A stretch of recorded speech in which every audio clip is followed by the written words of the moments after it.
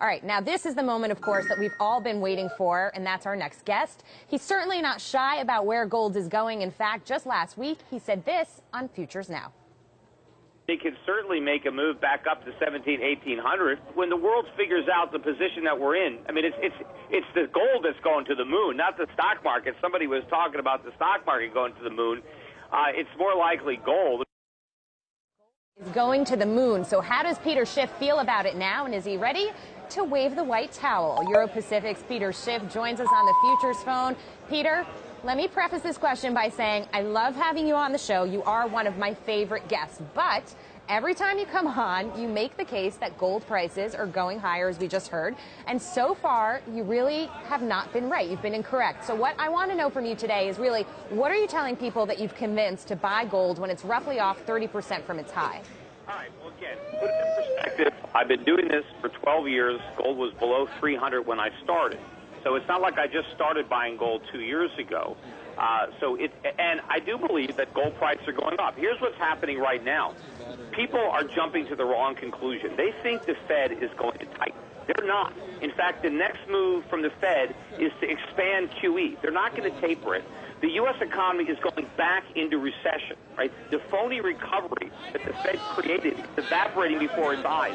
Interest rates are rising. I've also been telling you that bond prices are going to fall. They're falling. Interest rates are rising. They're going to keep on rising. We could be at a 4% 10-year, maybe even by the end of the summer. Mortgage rates are headed over 5%. It means housing prices are headed back down. We're going to make new lows in the housing market. The unemployment rate is headed back above 8% before the Fed even begins to taper, which means the Fed is going to call it off. The Fed is going to have to wave the white flag, not me.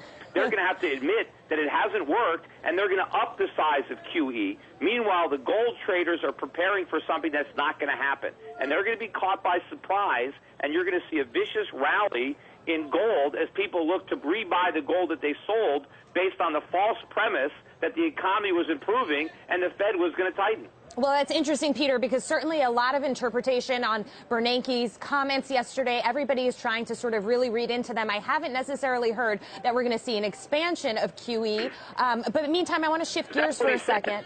Sorry? Ben Bernanke said if the economy doesn't recover the way he believes, and of course he's normally wrong when he makes a forecast, he said that he's going to increase the size of the QE, and that is what he is going to do. He's pretending that there's a real recovery, but there's not. All the proof of a recovery is that stock prices went up and that real estate prices went up, but they're all going to go down. The stock market's going to keep on falling until the Fed cries uncle, and the real estate market is rolling over. You're going to have all sorts of sellers now. All the speculative buyers in the real estate market are going to turn into sellers.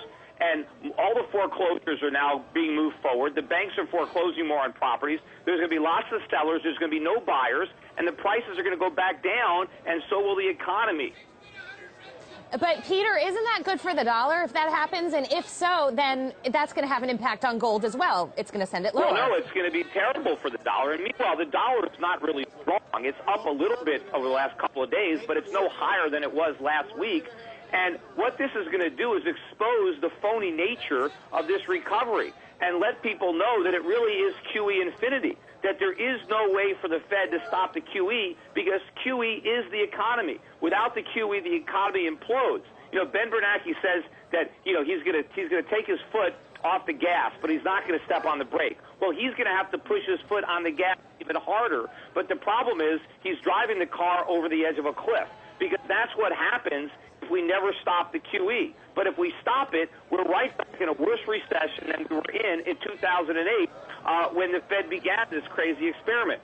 When people, again, as I said the last time on the show, when the world figures out what I'm already trying to explain to you right now, they're going to be buying gold as fast as they can, not selling it.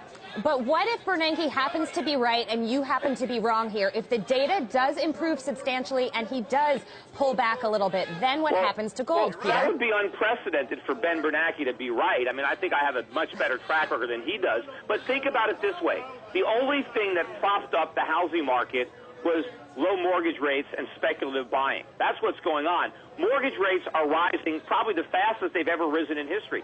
Take a look at your quote screen. Look at the 30-year. Look at the 10-year. And there is no chart support. You know, we're at 2.445 right now in the 10-year. We could be at 2.8 by next